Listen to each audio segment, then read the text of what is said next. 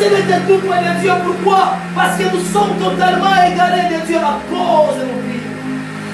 Les crimes n'est pas seulement une question de tuer, ça peut être une question d'aborder, ça peut être une question d'insulter les gens, ça peut être une question de violer, ce sont des crimes.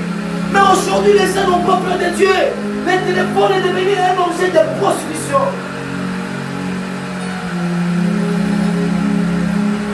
Il y a beaucoup de gens qui ne préfèrent pas qu'on touche leur téléphone parce que c'est rempli de péchés, c'est rempli de péchés. Une génération méchante, il n'y a pas de gens qui ont la crainte de Dieu. Une génération corrompue. Ce sont vos crimes qui mettent une séparation entre vous et votre Dieu. Il y a des moments où tu pries, tu n'entends rien. Pourquoi? Parce que lorsque la personne a la conscience, la personne peut faire l'examen de conscience. Est-ce que ma marche avec le Seigneur, elle est bonne ou elle n'est pas bonne? Est-ce que tous ces questions de prière, le Seigneur est en train d'entendre cela ou pas? Et la Bible déclare, ce sont vos péchés qui vous cachent sa face.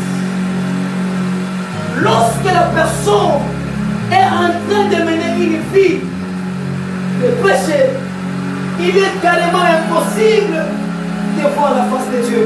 Parce que dans le livre de Romains chapitre 3 verset 23, la Bible dit ceci, car tous sont péchés et sont privés de la gloire de Dieu. C'est que la présence de Dieu en d'autres termes, c'est la gloire de Dieu. Il n'y a pas moyen de pouvoir palper certaines choses. Il n'y a pas moyen de pouvoir palper même ce que Dieu nous a parlé. Pourquoi? Parce que nous sommes privés de sa gloire. Nous sommes privés de sa présence. La personne cache ses péchés. La personne se tue elle-même. Alléluia. La personne se tue elle-même. Au verset 10, la Bible dit ceci, c'est que lorsque nous disons que nous n'avons pas de péché, nous faisons Dieu état menteur. Or, il était dit, il n'est pas un homme pour mentir, ni un fils de l'homme pour se mentir. Alléluia. Nous nous trompons, nous qui commettons le péché. Nous parlons sur la conséquence du péché. Pour les conséquences du péché. Ésaïe chapitre 59. Romains 6. Chapitre 23. La Bible dit ceci. Car le salaire du péché, c'est la mort. Et le don gratuit de Dieu, c'est la vie éternelle à Jésus-Christ. C'est que le péché a une récompense. La récompense du péché, c'est que le péché est en train de récompenser à tous ceux qui sont comme ces ouvriers, ces travailleurs. La récompense, c'est la mort. Le péché tue, mais le don gratuit de Dieu, on parle que c'est seulement la vie éternelle, c'est seulement la Jésus-Christ. Nous devons nous lever dans cette génération. Nous devons arranger notre façon de marcher afin que nous puissions plaire à Dieu, afin que nous soyons agréables, afin que nous soyons éligibles au royaume de Dieu. Dieu aime les gens qui avouent la vérité. Dieu aime les gens qui connaissent leurs défauts et qui les confessent. Il est tellement bon, il est tellement agréable, il est doux. C'est que nous sommes des personnes qui seront véridiques. Je donne un exemple typique. Lorsque un père, une mère, a constaté que l'enfant, c'est lui qui a fait ceci, c'est lui qui a fait cela. Mais il pose la question sciemment pour connaître est-ce que réellement l'enfant pourra me dire la vérité ou pas. Si l'enfant dit la vérité, même si le père allait frapper l'enfant, il ne peut pas le frapper l'enfant parce que l'enfant lui a dit la vérité. Alléluia. Que Dieu nous bénisse abondamment. Je m'arrête par là afin que nous puissions prier. Là où nous sommes, nous sommes souillés de sang et vos doigts de pire. Vos lèvres profèrent le mensonge. Votre langue vous fait entendre l'iniquité. Nul ne se plaint avec justice. Nul ne se plaint avec droiture. Ils s'appuient sur des choses vaines et disent des faussetés. Ils conçoivent le mal et avant qu'il écrive. Il couvre de neuf des basiliques et il glisse des toiles d'araignée.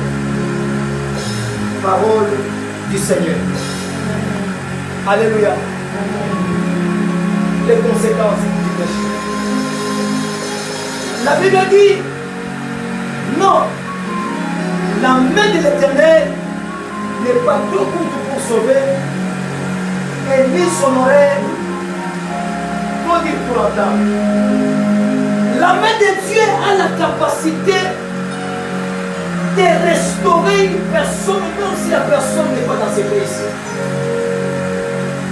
De guérir une personne d'une manière automatique, d'une manière spontanée.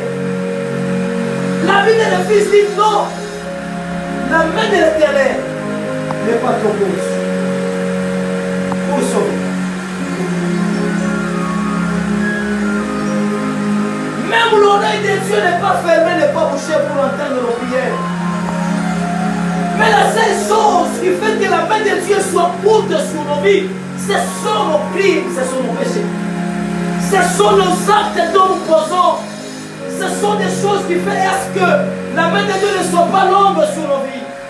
Ne soit pas longue pour nous restaurer. Ne soit pas longue pour nous guérir. Ne soit pas longue pour intervenir dans nos problèmes. Verset 8. La Bible dit ceci. Si nous disons que nous n'avons pas de péché, nous nous séduisons nous-mêmes. Et la vérité n'est point à nous. Si nous disons que nous ne sommes pas des pécheurs, nous voulons nous justifier. Nous nions que nous ne sommes pas des pécheurs. La Bible déclare que la vérité n'est point à nous. Au verset 9, dans la vérité qu'on nous parle, c'est Jésus. Au verset 9, la Bible témoigne que quiconque qui confessera de sa bouche, il est fidèle et juste pour lui pardonner. Et non pas seulement pour lui pardonner, mais de nous purifier aussi de nos iniquités. Dieu n'aime pas les gens qui se justifient. Dieu aime les gens qui reconnaissent leurs défauts. Deux personnages bibliques, les pharisiens et les publicains. Ils sont allés prier dans les temps. Chacun avait sa prière. Le pharisien, il priait. Et dans sa prière, il s'adressait à Dieu.